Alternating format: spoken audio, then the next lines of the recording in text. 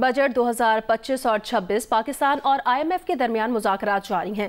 IMF ने तनख्वाहदार तबके और बरामदी सेक्टर के लिए टैक्स रिलीफ और FBR का टैक्स वसूली का हदफ हुकूमती अखराजात में कमी से मशरूत कर दिया है। जंग और दी न्यूज़ में मेहताब हैदर की रिपोर्ट के मुताबिक टैक्स वसूली का हदफ बढ़ाने की सूरत में ही रिलीफ मुमकिन है। हुकूमत ने सुपर टैक्स में कमी, रियल स्टेट को रिलीफ देने की तजवीज़ पेश की है, जबकि तनख्वाहदार तबके समेत मुख्तलिफ शोबों के लिए रिलीफ पर गौर किया जा रहा है। ज़राए के मुताबिक नए माली साल FBR का सालाना टैक्स हदफ 2 हिस्सों पर मबनी होगा। नए माली साल में 14,000 अरब से ज़ायद सालाना टैक्स हदफ मुकर्रर करने की तजवीज़ है। IMF ने अदालती केसेस से हासिल मुमकिना रेवेन्यू भी मद्देनज़र रखने पर जोर दिया है। ज़राए के मुताबिक मुख्तलिफ अदालतों में टैक्स से मुतालिक 770 अरब के मुकदमात ज़ेर इल्तवा हैं। 30 जून तक 250 अरब के मुकदमात के फैसले हुकूमत के हक में आने का इम्कान है। अगले माली साल कम अज कम 500 अरब रुपए मालियत के मुकदमात फैसले मुतवक्के हैं और हुकूमत ने IMF को सुपर टैक्स की शरह में कमी की तजवीज़ भी पेश की है। इसके अलावा रियल इस्टेट और प्रॉपर्टी तामीराती शोबे के लिए भी रिलीफ मांगा गया है और IMF ने रिलीफ इकदाम की हुकूमती दरख्वास्त पर कोई मौक़िफ़ इख्तियार नहीं किया।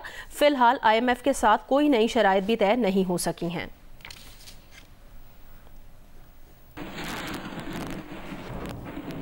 और कुछ मौसम की बात करते हैं। आज भी मुल्क के बेशतर इलाकों में शदीद गर्मी की लहर बरकरार रहेगी।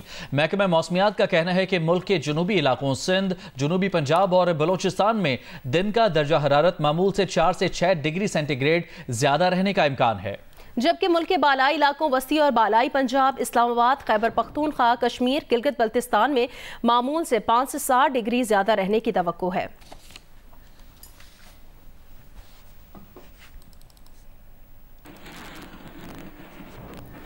मुल्तान में गर्मी की शिद्दत में इजाफा हो गया है। महकमा मौसमियात के मुताबिक शहर में दर्जा हरारत 48 डिग्री को पहुंच गया है। आइंदा चंद रोज में गर्मी की शिद्दत में इजाफा रिकॉर्ड किया जा सकता है। तफसील बताएंगे जौतत नदी। जी, मुल्तान में गर्मी की शिद्दत में मज़ीद इजाफा हो चुका है। महकमा मौसमियात के मुताबिक मुल्तान में आज भी ज़्यादा से ज़्यादा दर्जा हरारत 48 डिग्री सेंटीग्रेड रिकॉर्ड किया जा रहा है, जबकि कम से कम 32 डिग्री सेंटीग्रेड रिकॉर्ड किया जा रहा है। जबकि अगर रियल फील की जो बात करते चलें तो शहर में इस वक्त जो गर्मी की शिद्दत है वो बहुत ज़्यादा फील की जा रही है। तकरीबन 50 डिग्री सेंटीग्रेड के करीब जो है वो गर्मी की शिद्दत शहरियों को महसूस हो रही है और डिहाइड्रेशन के भी वाक़यात जो है वो बढ़ते जा रहे हैं, क्योंकि सुबह 11 से शाम 4 बजे तक शदीद धूप पड़ती है, जिसकी वजह से जो मज़दूर हैं और जो सड़कों पे काम करने वाले डे लेबरर्स हैं उनको बहुत ज़्यादा मुश्किलात का सामना करना पड़ा है। शहर में शेडेड एरियाज़ का कम होने की वजह से भी जो डिहाइड्रेशन के वाक़यात है उसमें बहुत नुमाया इजाफा नज़र आ रहा है, जबकि मुल्तान में चूँकि अब दरख्तों की बहुत ज़्यादा कमी हो चुकी तो उससे भी बहुत ज़्यादा जो शहर का दर्जा हरारत है वो बहुत बढ़ चुका है। अगर मुल्तान सिर्फ शहर की बात करें तो अर्बन हीट आइलैंड इफेक्ट जो है बहुत ज़्यादा नोटिस किया जा रहा है। महकमा मौसमियात के मुताबिक मुल्तान में आइंदा चंद रोज़ के दौरान गर्मी की शिद्दत में मज़ीद इजाफा जो है वो रिकॉर्ड किया जाएगा, जबकि शहरियों के लिए भी हिदायत की जा रही है कि सुबह 11 से शाम 4 बजे तक बाहर निकलने से गुरेज करें। जी, पेशावर में शदीद गर्मी की लहर बरकरार है। बढ़ती गर्मी के बायस तीनों तदरीसी अस्पतालों में हीट स्ट्रोक, डायरिया और गैस्ट्रो के मरीजों का रश बढ़ चुका है। बड़ों के साथ बच्चे भी हीट स्ट्रोक से मुतासर हो रहे हैं। तफसीलात बता रही हैं GN न्यूज़ की नुमाइंदा शिबा हैदर। जी, पेशावर इस वक्त शदीद गर्मी की लपेट में है। बढ़ती हुई गर्मी के बायस पेशावर के तीनों अस्पतालों में हीट स्ट्रोक, गैस्ट्रो और डायरिया के मरीजों का रश बढ़ गया है। पेशावर के तीनों अस्पतालों में योमिया की बुनियाद पर हीट स्ट्रोक के 20 से 30 मरीज लाए जा रहे हैं, जबकि गैस्ट्रो के 100 से ज़्यादा मरीज अस्पतालों में लाए जा रहे हैं, जिनमें ज़्यादातर ताल्लुक जो है वो बच्चों का है। हमारे साथ मौजूद है लेडी रेंक अस्पताल के medicine department of head doctor अता मोहम्मद। इनसे बात करते हैं। गैस्ट्रोएंटेराइटिस जिसे आम जुबान में गैस्ट्रो कहते हैं या डायरिया, दस्त की बीमारी कहेंगे, वो भी बच्चों और बूढ़ों में काफ़ी ज़्यादा तादाद में नज़र आ रही है और उनमें शिद्दत भी बहुत ज़्यादा होती है। गर्मी की वजह से जो हीट स्ट्रोक होता है, मरीज़ को सबसे पहले या तो सर में चक्कर महसूस होता है, उसका टेम्परेचर बढ़ जाता है, या उसको उल्टियाँ या हैज़ा या दस्त जिसे हम कहेंगे उसकी अलामत उसमें ज़ाहिर होना शुरू हो जाती हैं। जिस बंदे को ज़रूरत हो उसी को बाहर, स्पेशली जो गर्म और जो ज़्यादा धूप वाला टाइम होता है उन्हीं को निकलना चाहिए। बिला वजह ज़रूरत ज़्यादा घूमना फिरना नहीं चाहिए। महरीनी सेहत का कहना है कि बाहर निकलते वक्त सर को डाम कर रखें, ज़्यादा से ज़्यादा ताज़ा पानी का इस्तेमाल किया जाए ताकि मौसमी बीमारियों से महफूज रहा जा सके। जी, कराची, पंजाब, खैबर पख्तूनख्वा के बाद सिंध के तालीमी इदारों में भी मौसम गर्मा की तातीलात का ऐलान कर दिया गया। तफसीलात के मुताबिक महकमा तालीम सिंध ने मौसम गर्मा की तातीलात का ऐलान कर दिया है। इस हवाले से जारी नोटिफिकेशन में कहा गया कि सिंध में 1 जून से 31 जुलाई तक मौसम गर्मा की तातीलात होंगी। नोटिफिकेशन का इतलाक तमाम सरकारी और निजी तालीमी इदारों पर होगा।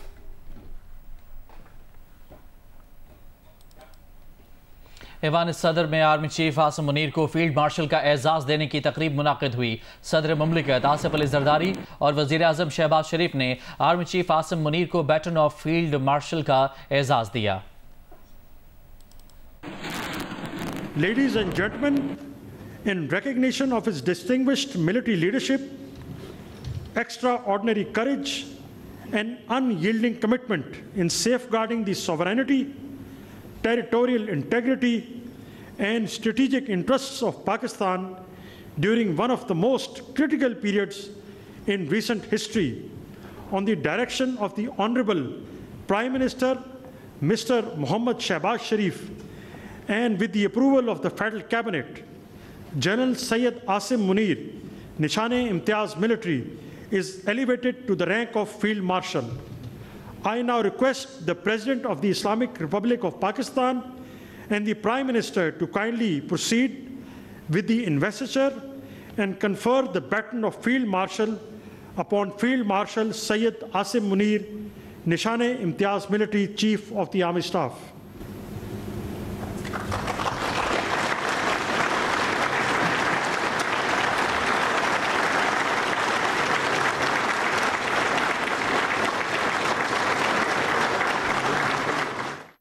सदर मुमलिकत आसिफ अली जरदारी ने कहा, आसिम मुनीर को फील्ड मार्शल का एजाज़ देना काबिल फ़ख्र लम्हा है।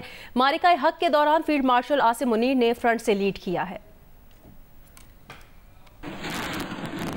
I, as President of Pakistan, hereby promote General Syed Asim Munir to full rank of Field Marshal and confer the baton of Field Marshal as Supreme Commander of the Armed Forces.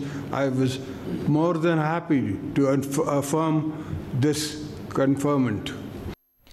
वज़ीर आज़म शहबाज शरीफ ने कहा है कि मुसल्लह अफ़वाज के भरपूर और मौसर जवाब से दुश्मन घुटने टेकने पर मजबूर हुआ। फ़ौज पाकिस्तान ने दुश्मन के गुरूर को खाक में मिलाया। कशीदा सूरत हाल में फील्ड मार्शल आसिम मुनीर का जज्बा और अज़्म मिसाली था। At the very heart of this remarkable success lay the bold and fearless leadership of Field Marshal Syed Asim Munir, who led our armed forces with great sagacity and indomitable resolve. And by the grace of Allah Almighty, the nation was granted a most glorious victory which will be remembered for the rest of our life. Media हमारा फख्र है। आप लोगों ने दुनिया को बताया कि हम सिर्फ सच बोलते हैं। फील्ड मार्शल सैयद आसिम मुनीर की ऐवान सदर में सीनियर सहाफ़ियों से गुफ्तगू। कहा, मीडिया हमारा पिलर है, आपने हमारे साथ मिलकर जंग लड़ी है। आला अस्करी हुकाम ने कहा कि ग़ज़वा बदर में 313 मुसलमानों ने अपने से बड़ी ताकत को शिकस्त दी। उन्होंने कहा कि दुश्मन पर गलबा पाकिस्तान के लिए गैबी मदद थी। अल्हम्दुलिल्लाह हमने ऐसा वार किया कि दुश्मन के पास कोई जवाब नहीं था। दुश्मन को वो जख्म पहुंचाया कि वो जारहियत की जुर्रत नहीं कर सकता। जंग बंदी के लिए भारत ने मसालहतकारों के जरिए राब्ता किया।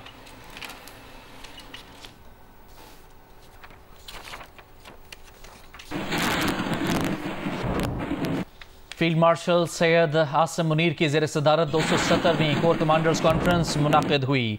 फील्ड मार्शल ने अंदरूनी इस्तेहकाम यकीनी बनाने और कौमी सरहदों को महफूज बनाने में पाक फ़ौज के कलीदी किरदार पर एतमाद का इजहार किया और इस सिलसिले में उठाए गए इक़दाम को सराहा। फील्ड मार्शल ने अवाम की गैर मुतज़लज़ल हिमायत को खिराजी तहसीन पेश करते हुए कहा कि पाकिस्तान के अवाम हमारी ताकत का सरचश्मा है। उन्होंने कहा, हम बैरूनी जारियत, दहशत गर्दी और इंतहा पसंदी के खिलाफ अवाम के एतमाद और उम्मीदों पर पूरा उतरने के लिए पुरअज़्म है। फोरम ने कहा, पाकिस्तान को कमजोर करने के लिए प्रॉक्सीज का इस्तेमाल भारत का वतीरा रहा है। पाकिस्तान बैरूनी सरपरस्ती में होने वाली दहशतगर्दी का हर कीमत पर खात्मा करेगा। रिपोर्ट करेंगी जरमीन जहरा। ISPR के मुताबिक फील्ड मार्शल सैयद आसिम मुनीर की ज़ेर-ए-सदारत 270वीं कोर कमांडर कॉन्फ्रेंस हुई। कॉन्फ्रेंस का आगाज ऑपरेशन बनियानुल मरसूस बलोचिस्तान के जिला खुजदार में दहशतगर्दाना हमले के शोधा के साले सवाब के लिए फातह ख्वानी से हुआ।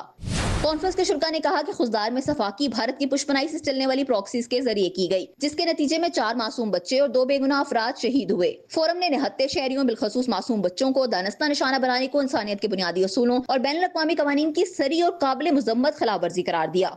फोरम ने मार्का हक के शोधा को जबरदस्त खराज अकीदत पेश करते हुए पाकिस्तान के मौसर बरवक्त दिफाई रिस्पॉन्स को मिसाली करार दिया। फोरम ने कहा कि ताकत के इस्तेमाल और धमकी अवेज रवैये के जरिए पाकिस्तान पर दबाव डालने की किसी भी कोशिश को कामयाब नहीं होने दिया जाएगा। बलोचिस्तान और खैबर पख्तूनख्वा में मुतहरिक हिंदुस्तानी हिमायत याफ्ता दहशतगर्द प्रॉक्सीज की सरकोबी के लिए तमाम वसाइल बरूए कार लाए जाएंगे। फोरम ने कहा कि पहलगाम वाक़ये की आड़ में की गई जहारियत की नाकामी पर भारत पाकिस्तान में बदअमनी फैलाने के खुफिया मंसूबे पर अमल दरामद कर रहा है। भारत खुद को दहशतगर्दी का शिकार जाहिर करता है। दर हकीकत वो खुद दहशतगर्दी का मुर्तकिब और इलाकाई अदम इस्तेकाम का मरकज है। पाकिस्तान को कमजोर करने के लिए प्रॉक्सीज का इस्तेमाल भारत का वतीरा रहा है। मुसल्लह अफवाज, इंटेलिजेंस एजेंसीज और कानून नाफिज करने वाले इदारों के दरमियान हम आहंगी के साथ दहशतगर्द प्रॉक्सीज और इनके सहूलतकारों का गैर मुतनज़्ज़ल अज़म से मुकाबला करेंगे। इंतशार और खौफ की फिजा पैदा करने के लिए बैरूनी सरपरस्ती में काम करने वाले मुल्क दुश्मन अनासिर को नेस्तो नाबूद कर दिया जाएगा। फोरम का कहना था, शोधा का खून रायगा नहीं जाएगा। पाकिस्तान के अवाम का तहफ़्फ़ुज़ मुसल्लह अफ़वाज की अवलीन तरजीह रहेगा।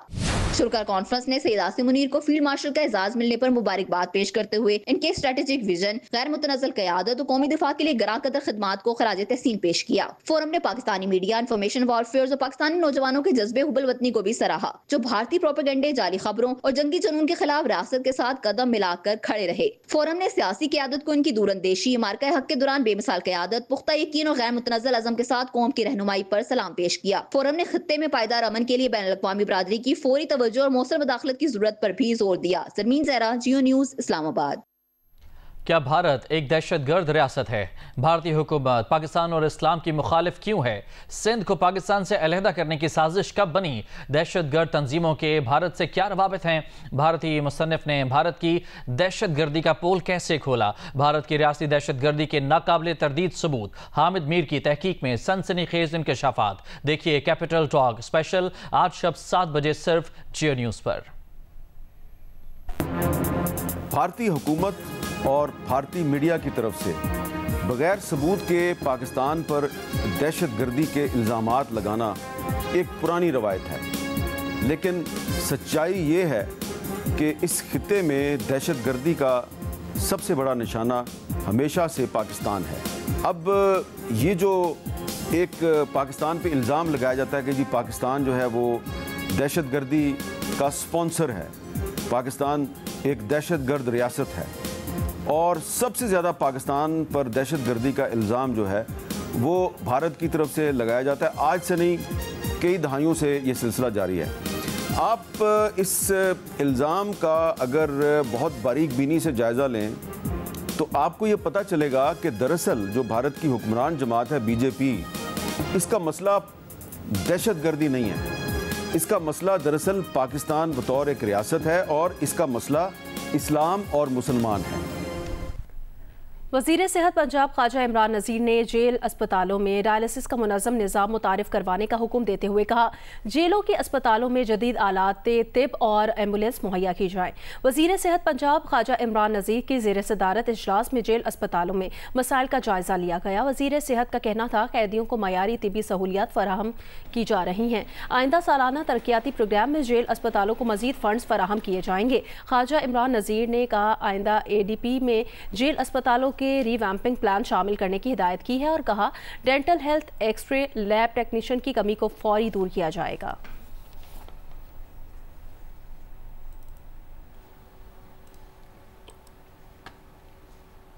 आगे बढ़ते हैं। लोहरदीर के इलाके तलाश और शमसी खान के पहाड़ी जंगलात में लगी आग पर दूसरे रोज़ भी काबू नहीं पाया जा सका है। तहम मैदान के इलाके काला डाक समेत मुख्तलिफ पहाड़ों के 7 मकामात पर लगी आग पर काबू पा लिया गया है। लोहरदीर की ज़िले रेस्क्यू टीम के तर्जुमान के मुताबिक तलाश और शमसी खान के पहाड़ी जंगलात में लगी आग पर दूसरे रोज़ भी काबू नहीं पाया गया। तर्जुमान रेस्क्यू के मुताबिक शमसी खान के पहाड़ों में लगी आग ने 4 किलोमीटर के जंगल को अपनी लपेट में ले लिया है।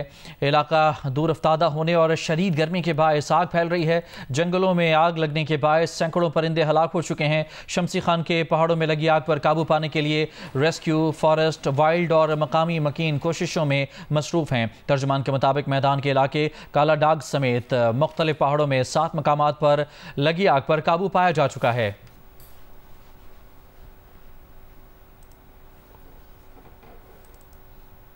खैबर पख्तूनख्वा में गर्मी की शदीद लहर की वजह से 8 मुख्तलिफ मकामात पर जंगलात में आग लग गई है और बाज़ इलाकों में आग पर मुकम्मल काबू पा लिया गया है, जबकि बाज़ इलाकों में आग पर काबू पाने की कोशिशें जारी हैं। महकमा जंगलात ने आग लगने के वाक़यात की रिपोर्ट भी तैयार कर ली है। महकमा जंगलात खैबर पख्तूनख्वा की रिपोर्ट के मुताबिक सूबे के 8 मुख्तलिफ इलाकों में वाक़ जंगलात में आग लग गई।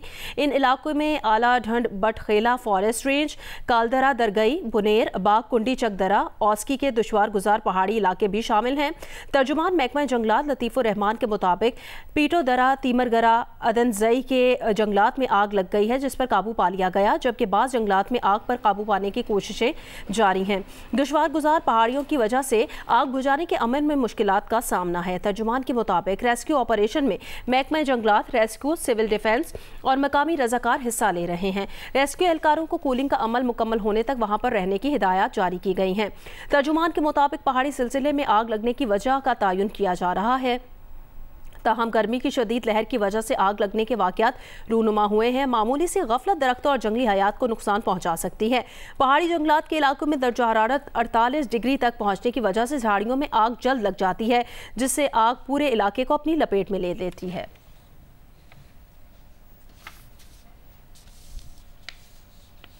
गर्मी की शिद्दत में इजाफे के साथ ही कमालिया में गन्ने के जूस की फरोख्त में इजाफा हो गया है, जिसके बाद शहर की अहम शाहराहों, चौक और बाजारों में गन्ने के जूस के स्टॉल्स लग गए हैं। मजीद बता रहे हैं नुमाइंदा जियो न्यूज़ अमजद सईद।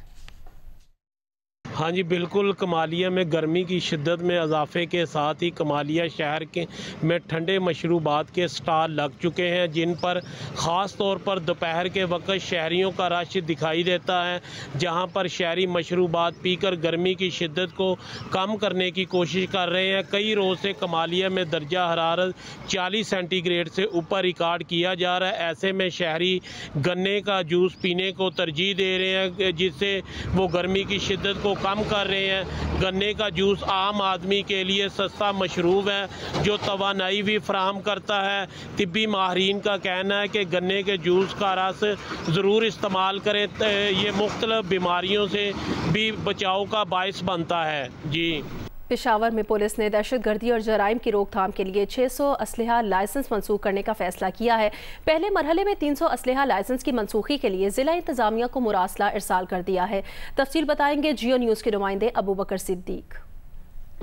जी, पेशावर पुलिस ने दहशतगर्दी और दीगर जराइम के रोकथाम के लिए 600 असला लाइसेंस मनसूख करने का फैसला किया है और SSP ऑपरेशंस ने इसी सिलसिले में महकमे दाखिला को जो है तो बाकायदा तौर पे मुरासला भी अरसाल कर दिया है। इस वक्त हमारे साथ SSP ऑपरेशन पेशावर मसूद अहमद मौजूद है। हालिया जो हमारी एक तो दहशतगर्दी और उसके साथ साथ जो ये हमारे जराइम हैं, जिसमें मर्डर केसेस सर फहरिस्त हैं और ओवरऑल जो एक कल्चर बनता जा रहा था असला की नुमाइश का, तो इसकी रोकथाम के हवाले से हमने जो है ना फैसला किया कि वो लोग जिन पर FIRs हैं या जो क्रिमिनल एक्टिविटीज़ कर रहे हैं या जो असला नुमाइश में मुलविस हैं, तो वो हमने लेटर उनको लिख दिया कि इनके असला लाइसेंसेस कैंसिल किए जाएँ। वो हमने थ्रू डिप्टी कमिश्नर ऑफिस भेजा, उन्होंने फिर होम डिपार्टमेंट भेज दिए, तो उम्मीद है कि जल्दी हमें इसमें रिप्लाई आ जाएगा और अगर पॉजिटिव रिप्लाई आता है तो हम उन लोगों से जिनके पास ये लाइसेंसेस हैं वो भी वापस लेंगे और असला भी वापस लेंगे।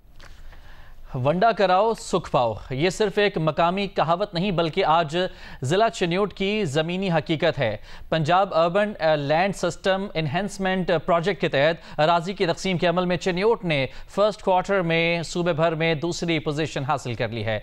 मुर्तज़ा चमन की रिपोर्ट। पंजाब हुकूमत की वंडा कराओ सुख पाओ प्रोजेक्ट के तहत महज 2.5 माह के दौरान ज़िला के 90 मवाज़ियात के 13,000 खेवट में अराज़ी की तकसीम का अमल मुकम्मल कर लिया गया है। हमने तकरीबन को 94 के करीब जो अपने मवाज़ियात हैं उनको मुकम्मल तौर पर तकसीम कर दिया है और इसमें बाकी जो है इंशाल्लाह अगले क्वार्टर में जो है इसी तरह हम चलते रहेंगे।